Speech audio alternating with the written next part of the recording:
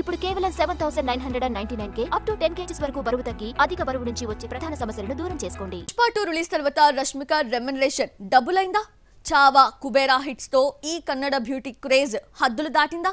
Bollywood crazy stars కి పోటీగా పారితోషికం పెంచేసిందా? ఎక్కువ తీసుకుంటున్న హీరోయిన్ గా తెలుగులో టాప్ ప్లేస్ ఈ అమ్మడిదేనా?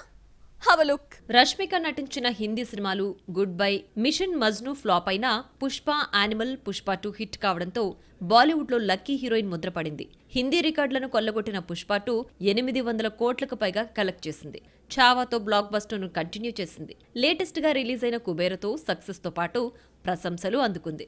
చిరంజీవి అయితే రష్మికను సౌందర్యతో, నాగార్జునేమో శ్రీదేవితో పోల్చేయడంతో ఈ అమ్మడి ఆనందానికి అంతు లేకుండా పోయింది. Animal, Pushpa 2, Chhaava, కుబేరతో Rashmika success graph ఆకాశాన్ని తాకింది. మధ్యలో సల్మాన్తో జతకట్టిన సికిందర్ మినహాయిస్తే లక్కీ హీరోయిన్ ముద్రపడింది.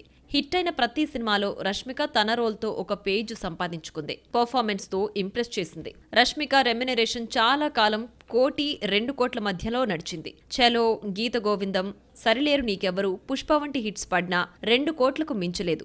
ఎప్పుడైతే యానిమల్ తో పాన్ ఇండియా హిట్ అయ్యి 900 కోట్లకు పైగా కలెక్ట్ చేసిందో రష్మిక పారితోషికం 4 కోట్లు దాటిపోయింది. పుష్ప 2 బాలీవుడ్ రికార్డులన్నీ కొల్లగొట్టడంతో రష్మిక ఇమేజ్ లెక్కలన్నీ మారిపోయాయి. రెమ్యునరేషన్ 6 కోట్లు దాటేసింది. ప్రస్తుతం రష్మిక టైం నడుస్తోంది. పర్ఫార్మెన్స్ కు స్కోప్ ఉన్న రోల్స్ తో పాటు దమ్మున్న కథలని ఎంచుకుంటూ హిట్స్ మీద హిట్స్ కొడుతోంది. చావా, కుబేరా హిట్స్ తర్వాత రష్మిక పారితోషికం 8 కోట్లకు చేరిందని టాక్.